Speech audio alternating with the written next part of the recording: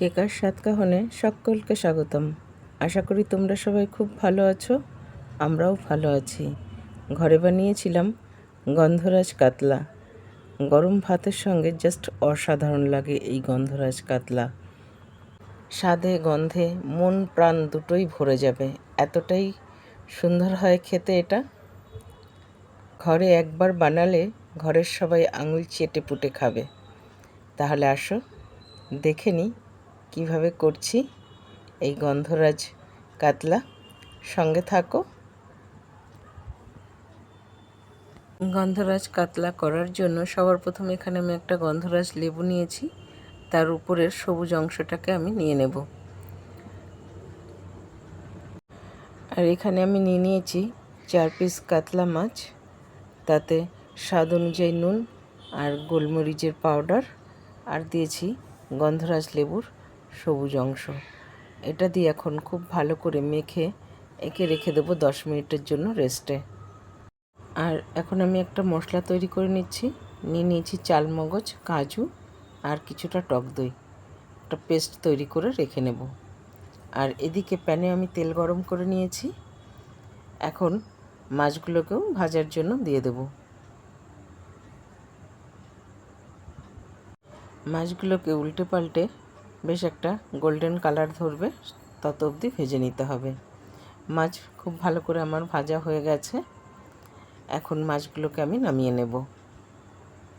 আর একটা মশলা তৈরি করে নেব। নিয়েছি একটা মিডিয়াম সাইজের পেঁয়াজ, আদা আর লঙ্কা। আর এদিকে মাছ ভাজা তেলের মধ্যে 1 চামচ ঘি ব্যবহার করেছি। আর ফোড়নে দিয়েছি দারচিনি, লবঙ্গ, এলাচ। ফোড়ন থেকে বেশ একটা মিষ্টি গন্ধ আসা পর্যন্ত ওয়েট করব। তারপরে এখানে যে মশলাটা করেছি ওই মশলাটা এখানে ব্যবহার করব। তেল ছাড়া পর্যন্ত মশলাটাকে খুব ভালো করে কষিয়ে নিতে হবে। মশলা খুব ভালো করে কষানো হয়ে গেছে, মশলা থেকে কিন্তু তেল ছেড়ে দিয়েছে। এখন এর মধ্যে ব্যবহার করব ধনে পাউডার, জিরে পাউডার আর স্বাদ অনুযায়ী নুন দিয়ে এখন আরেকবার সব কিছুর সঙ্গে কষিয়ে নিতে হবে।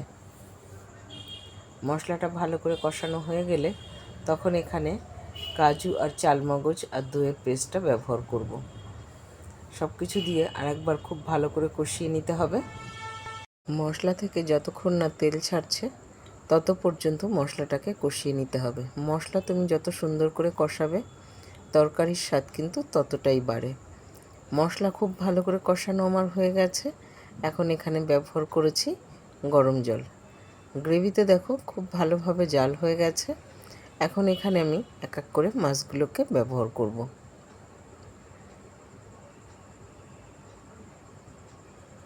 মাছগুলো দিয়েও কিছুক্ষণ রান্না করে নিতে হবে, একটু উল্টে পাল্টে খুব ভালো করে, যাতে মাছটা ভালোভাবে গ্রেভির সঙ্গে রান্না হয়ে যায় সেদিকটাতেও খেয়াল রাখতে হবে।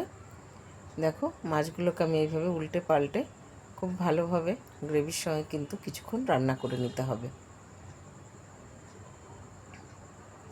এখন এর মধ্যে দিয়ে দিচ্ছি গন্ধরাজ লেবুর পাতা, তাহলে ফ্লেভারটা খুব ভালো আসে। আর যে সবুজ অংশটা রেখেছিলাম লেবুর, তাই সবুজ অংশটা ব্যবহার করলাম। আর দিয়ে দিচ্ছি একটুখানি গন্ধরাজ লেবুর রস। আর দিয়ে দিলাম 2টো কাঁচা লঙ্কা চিড়ে। এই গন্ধরাজ লেবুর পাতা আর সবুজ অংশটার জন্য না এর ফ্লেভারটা অনেক গুণ বেড়ে যায়। আর কাঁচা লঙ্কার জন্য এর স্বাদটা বেশ সুন্দর লাগে। আর এখন কিছুক্ষণ ঢাকা দিয়ে আমি রান্না করে নেব, তাহলে পুরো মাছের মধ্যে গন্ধরাজ লেবুর ফ্লেভারটা যাবে, খেতে ভীষণ ভালো হয়। 2 মিনিট রান্না করে নিয়ে ঢাকনাটাকে তুলে নিয়েছি। দেখো জাস্ট কালারটা কত সুন্দর হয়েছে, দেখতে যত সুন্দর হয়েছে না, খেতেও কিন্তু এটা বেশ সুন্দর হয়েছে। গ্যাস আমি বন্ধ করে দিয়েছি। একদম ডান আমার সার্ভ করার জন্য গন্ধরাজ কাতলা। গন্ধরাজ কাতলা তো তোমরা নিশ্চয়ই ঘরে অনেকে অনেকভাবে রান্না করে খেয়ে দেখবে, কিন্তু আমি আর যেভাবে করেছি একবার এইভাবে করে খেয়ে দেখো, অসাধারণ লাগে কিন্তু খেতে এই গন্ধরাজ কাতলা। পুরো ঘরটা না গন্ধরাজে লেবুর গন্ধে একদম ভরে গেছে। বেশ সুন্দর একটা মিষ্টি ফ্লেভার কাতলা মাছটা থেকে আসছে। গন্ধরাজ কাতলা আমি সার্ভ করেছিলাম গরম গরম ভাতের সঙ্গে। গরম ভাতের সঙ্গে এই গন্ধরাজ কাতলা অসাধারণ লেগেছিল খেতে। সত্যি বলতে আমি তো দুপুরে সেদিনকার অন্য কিছু দিয়ে খাইনি, এটা দিয়েই পুরো খেয়ে নিয়েছি, এতটা টেস্টি ছিল এটা। ঘরের সবাই আমরা ভীষণ তৃপ্তি করে খেয়েছি। আজকের ভিডিও তোমাদের কেমন লাগলো কমেন্টে জানাতে কিন্তু একদম ভুলো না। ভালো লেগে থাকলে চ্যানেলটা ফলো করে পাশে থেকো, আর ইউটিউব থেকে দেখে থাকলে প্লিজ বন্ধুরা সাবস্ক্রাইব করে দিও। তাহলে আজ এখানেই শেষ করছি। সবাই ভালো থাকবে, সুস্থ থাকবে। দেখা হবে পরের আরেকটি ব্লগে।